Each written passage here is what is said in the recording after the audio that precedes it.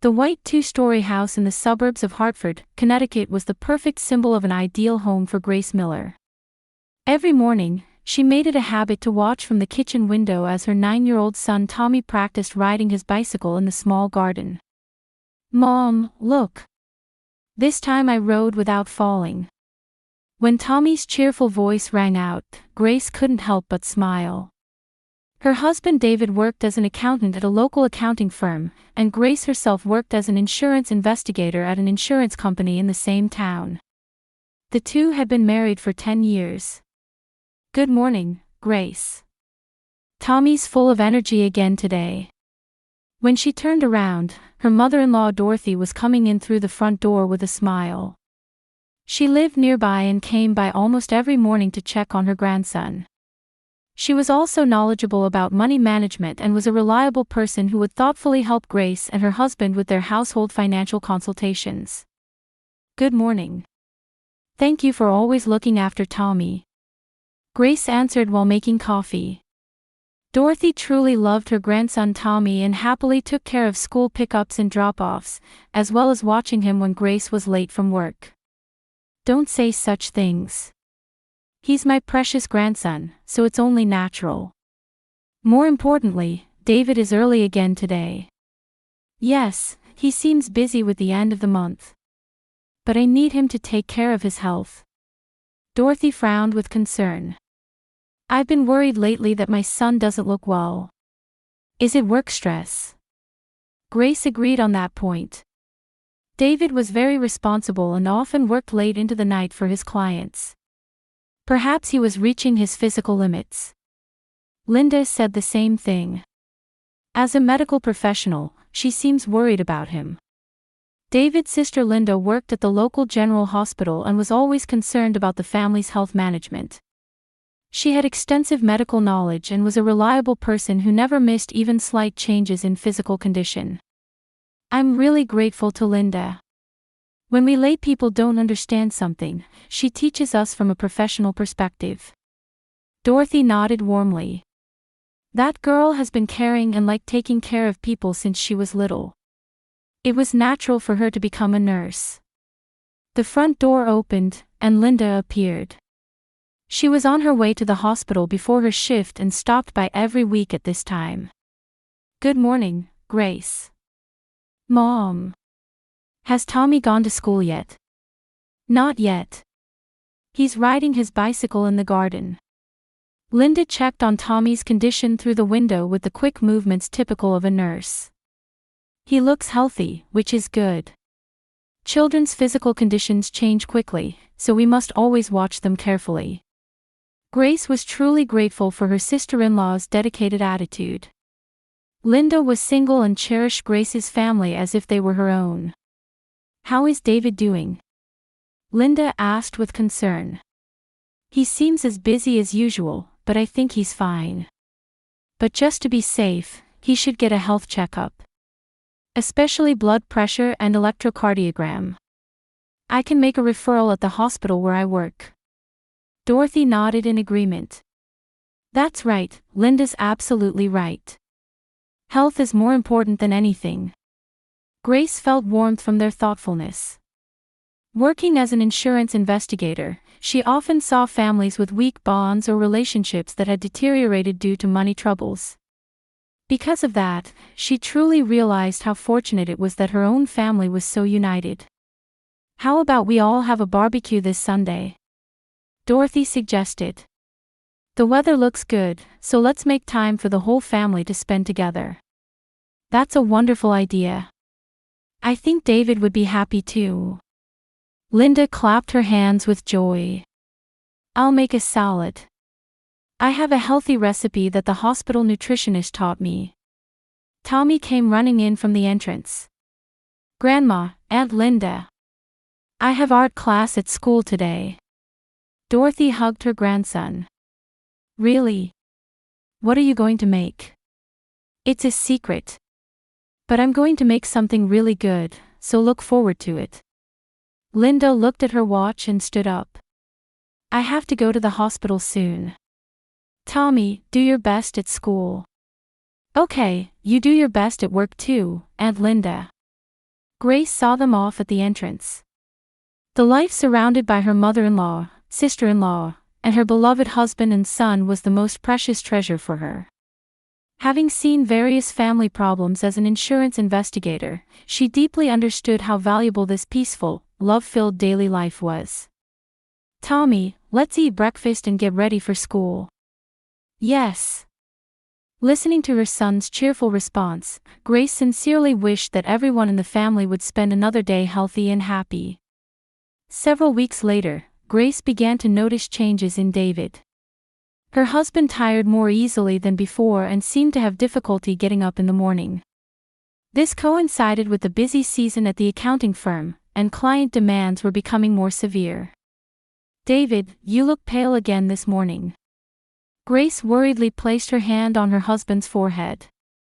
Although he had no fever, his skin looked paler than usual. "I'm fine. I'm just busy. Things will settle down next month." David forced a smile, but that smile lacked the brightness it used to have. He barely touched his breakfast and headed to the company with only coffee. That evening, Grace called her mother-in-law Dorothy. "Mother-in-law, I have something to discuss about David. He seems to be feeling unwell lately." "Oh my, that's concerning. What kind of symptoms?" Dorothy's voice immediately filled with worry. When it came to her son, her maternal instincts kicked in. "He tires easily and doesn't seem to have much appetite. I think it's work stress." "That is worrying. I'll come check on him tomorrow morning. It's painful to see my son pushing himself too hard." The next morning, Dorothy came as promised. After David left for work, she had a serious discussion with Grace. "Grace, when I was working at the bank, I saw colleagues with similar symptoms. Many people become ill due to stress, but if left untreated, it can become serious." Dorothy's advice based on her experience resonated deeply with Grace. Should he see a doctor after all? "Yes. Let's consult with Linda.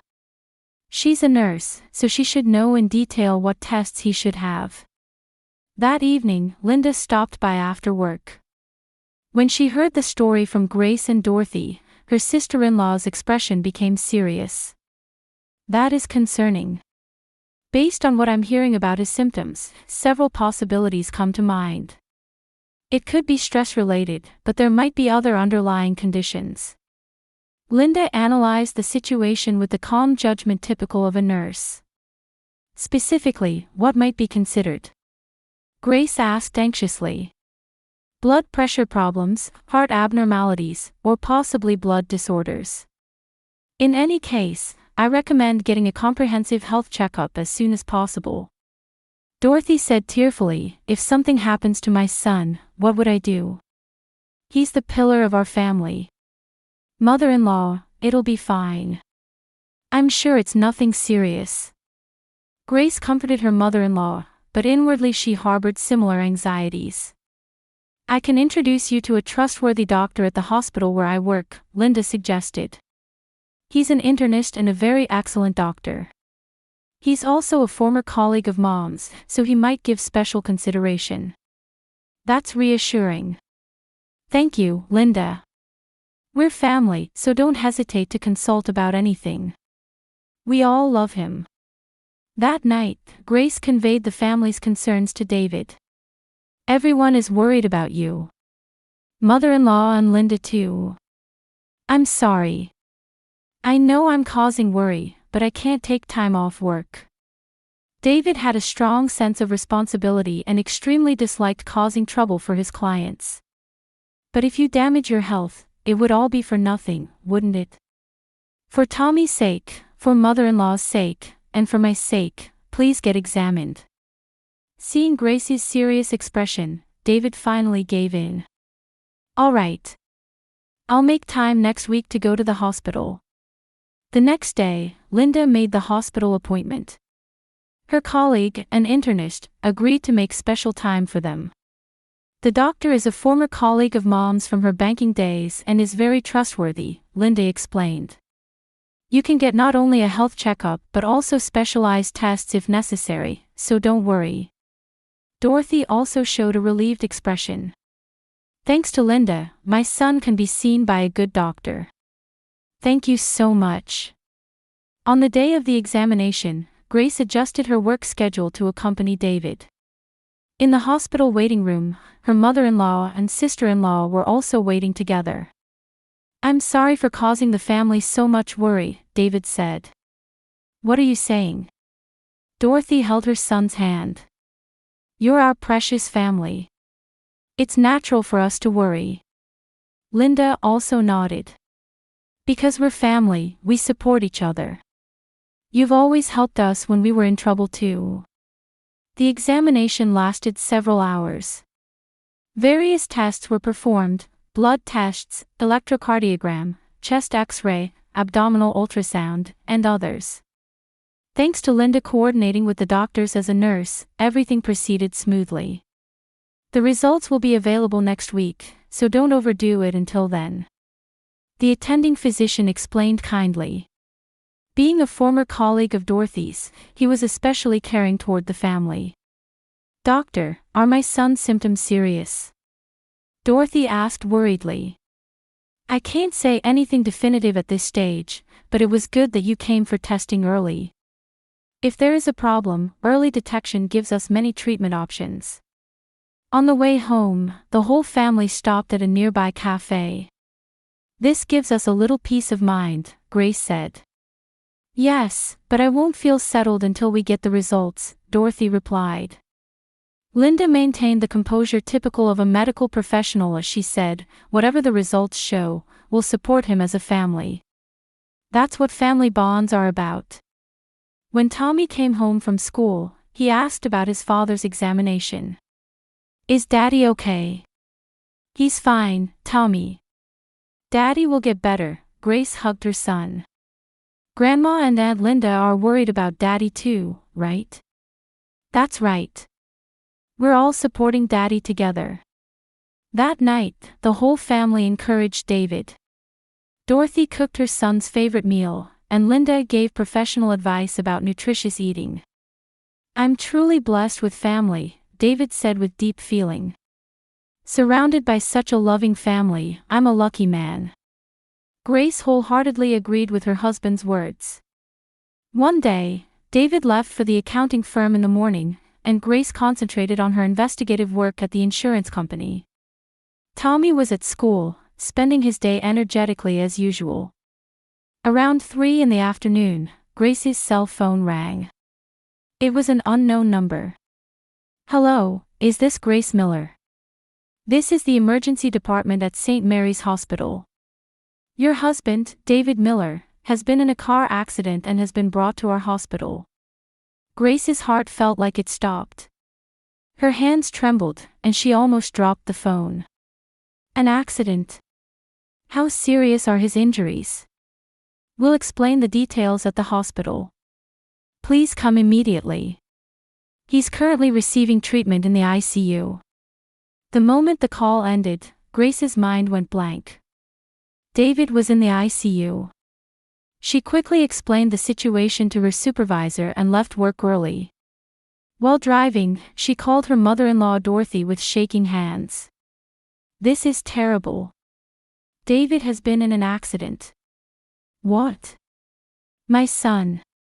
Dorothy's voice trembled with shock. He's in the ICU at St. Mary's Hospital. Please come right away. I understand. I'll head there immediately too. Next, she called Linda. Fortunately, she was on duty. Linda, David has been in an accident. He's in the ICU at your hospital. I understand. I'll check the ICU right away. Grace, drive carefully and stay calm. When Grace arrived at the hospital, she hurried to the ICU. Dorothy was already there in the hallway, sitting in a chair and wiping tears with a handkerchief. Grace. I don't know about my son's condition yet. Linda is inside checking for us. Soon, Linda appeared with a heavy expression. Her face in the nurse's uniform had lost its usual brightness. He's stable, but he received a strong impact to his head.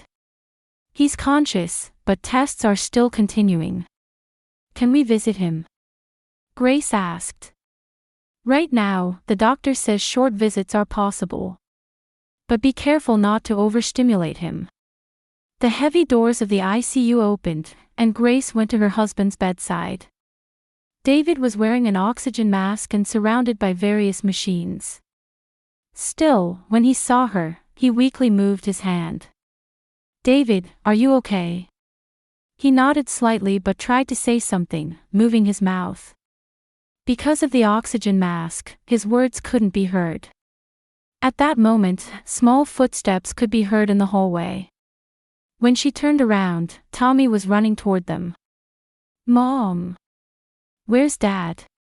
Tommy, why are you here? What about school? Grandma came to pick me up. I want to see Dad. Dorothy appeared after him, out of breath. I'm sorry, Grace. This child insisted on seeing his father. Linda consulted with the doctor, and a short visit for the child was permitted. Tommy approached his father's bedside and held David's hand with his small one. When David saw his son, he moved the oxygen mask slightly and whispered something. Tommy leaned in close to listen. A few minutes later, the nurse announced the end of visiting time. When they left the ICU, Tommy's behavior was clearly strange. Instead of his usual cheerful expression, his face was filled with fear. Tommy, what's wrong? What did you talk about with Dad? Tommy didn't answer and gripped Grace's hand tightly.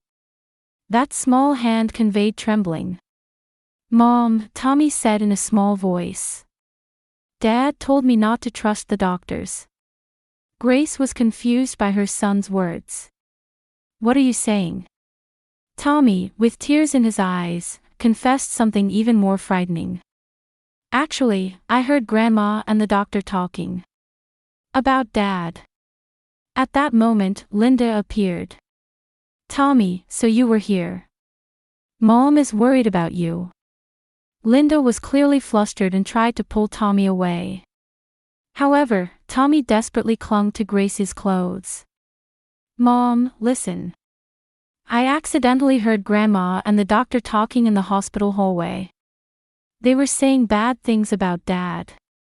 Tommy, you must have misheard, Linda hurriedly interrupted. It's difficult medical talk for children, so you misunderstood. However, Tommy shook his head. No, it's not. Grandma said the insurance money will come in soon. And the doctor said, if we make it look like a treatment complication. Grace's blood ran cold. The words, insurance money, triggered her professional instincts. Tommy, tell me that story in detail again. Linda was clearly agitated. Grace, you shouldn't take a child's story seriously. He's confused from the shock. But I heard it clearly, Tommy insisted tearfully. They were talking about Dad dying. Dorothy noticed the conversation and approached. Oh my, Tommy was still here. Poor thing, he's confused from the shock. Her mother-in-law's expression was full of compassion, but Grace felt something was off. If Tommy's story was true, this kind grandmother's appearance would be an act.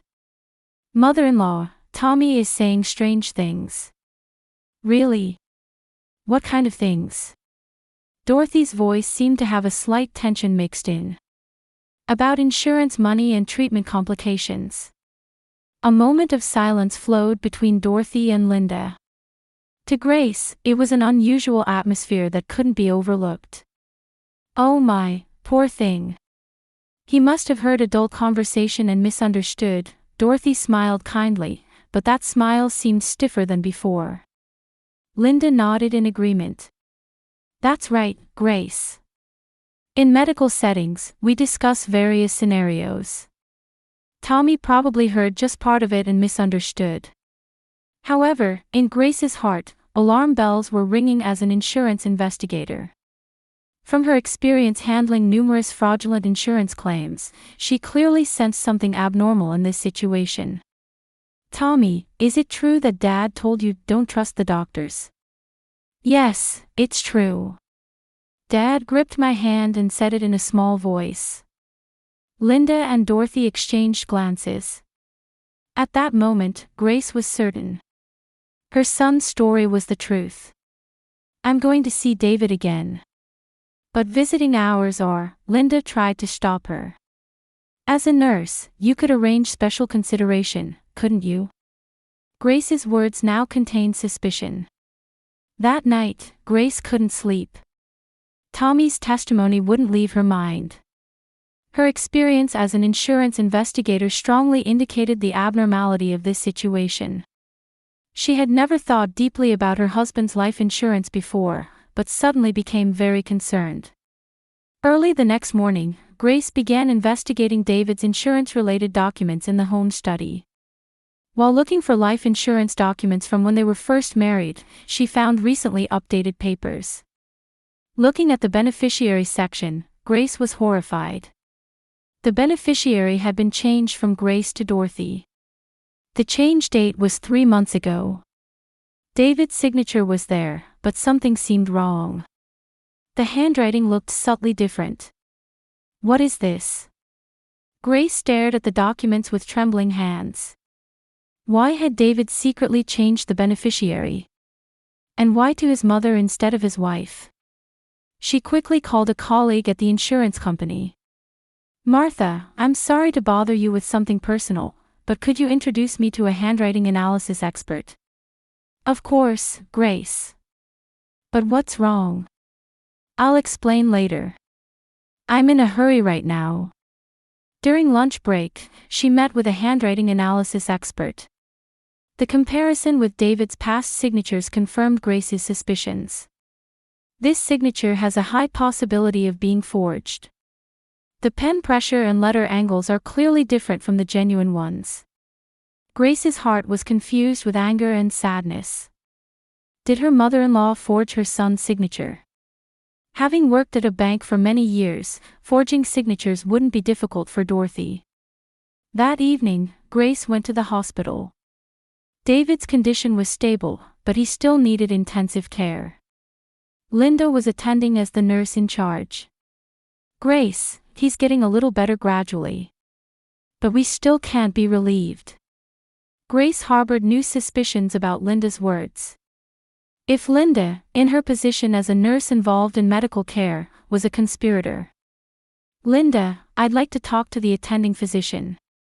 He's examining patients now, so I'll arrange time for you later." At that moment, she saw Dorothy talking with an unfamiliar man in the hallway. The man was wearing a doctor's white coat. Grace hid behind something and listened carefully. "Things are proceeding according to plan, aren't they, Dr. William?" Dorothy's voice could be heard.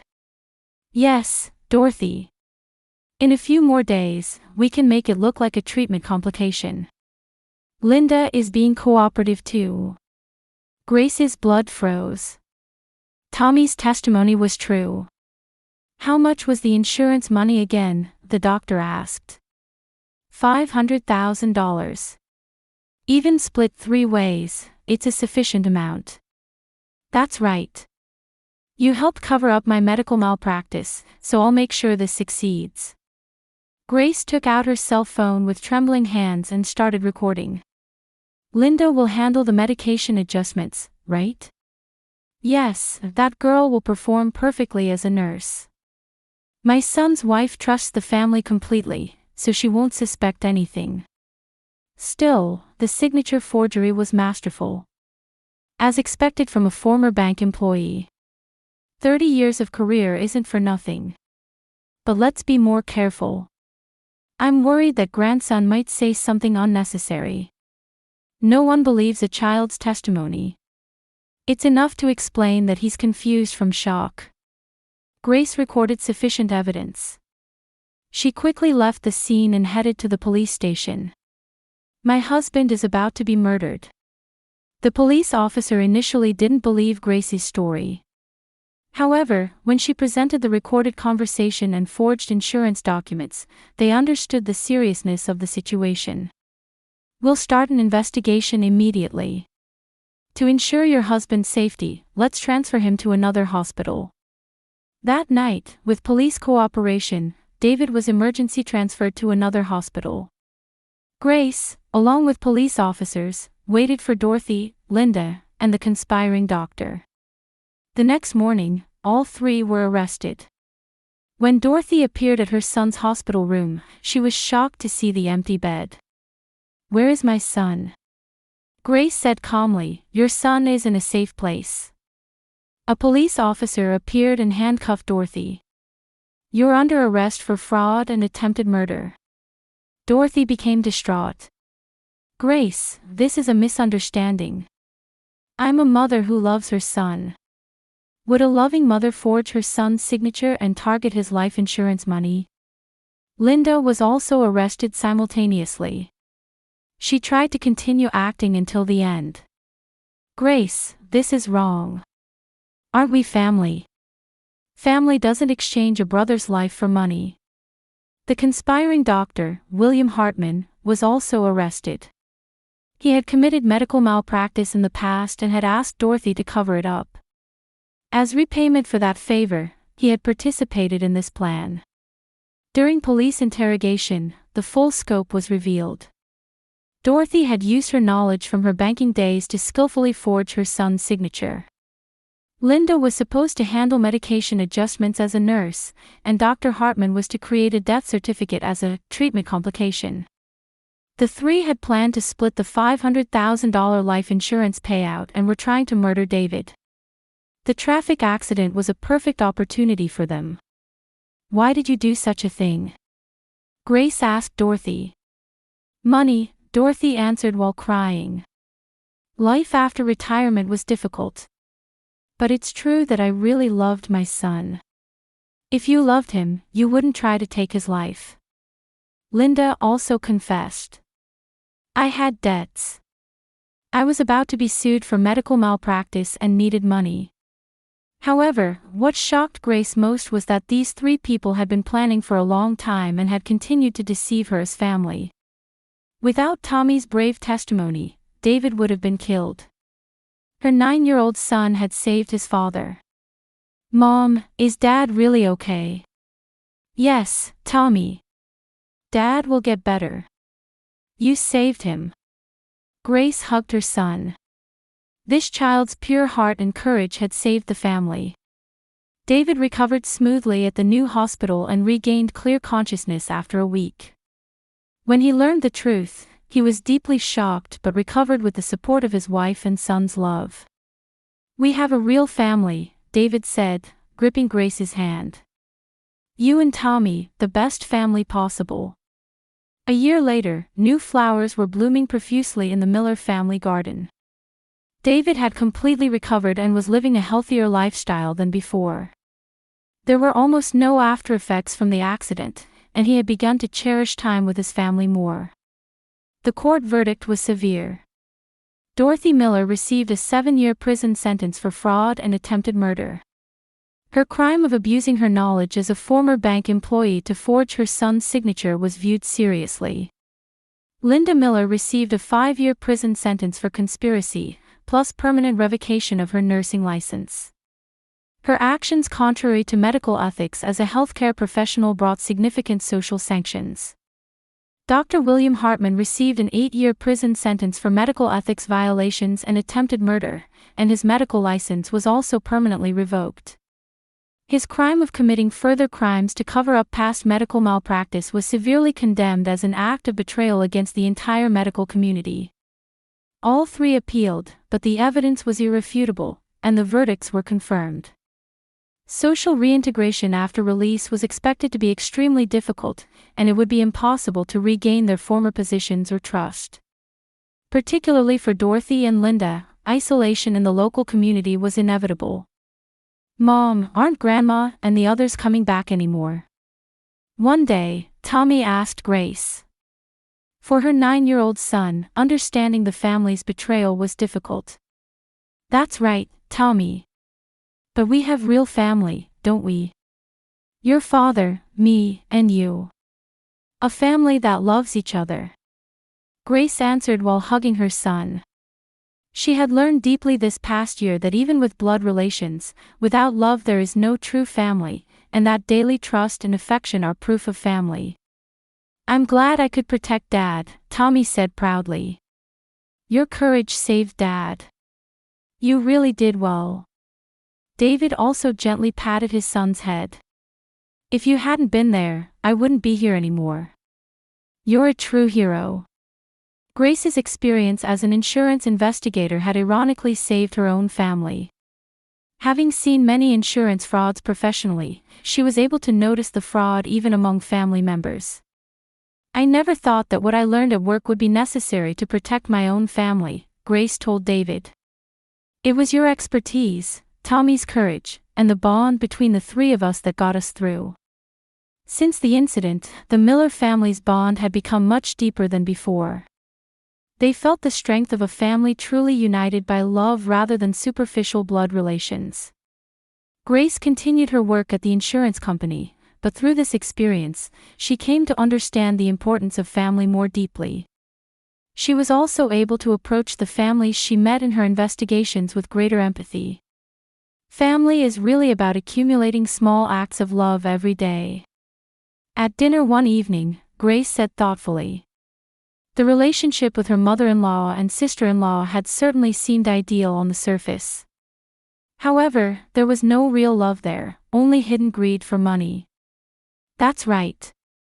The words, because we're family, only have meaning when there's love, David agreed. Since his father's accident, Tommy had begun to value family more than before. It became his habit to tell his parents, "I love you," every morning. We're a real family, aren't we? That's right, Tommy. We're a real family that loves each other. Outside the window, the sunset was shining beautifully. They had once thought they were a large family of 4, but now their small family of 3 was much happier. They had learned this year that heart connections are more important than blood connections. Dorothy and Linda were probably spending lonely days in prison. The price of betraying family for money was greater than imagined. Meanwhile, the Miller family was living love-filled days. Let's make next year an even more wonderful year, Grace said. Yes, let's live peaceful days where we never doubt our family again, David replied. The Miller family, having learned what true family love is, would continue to be bound by loving ties. Even with blood relations, without love there is no true family. But with love, any difficulty can be overcome. That was the most important lesson they had learned.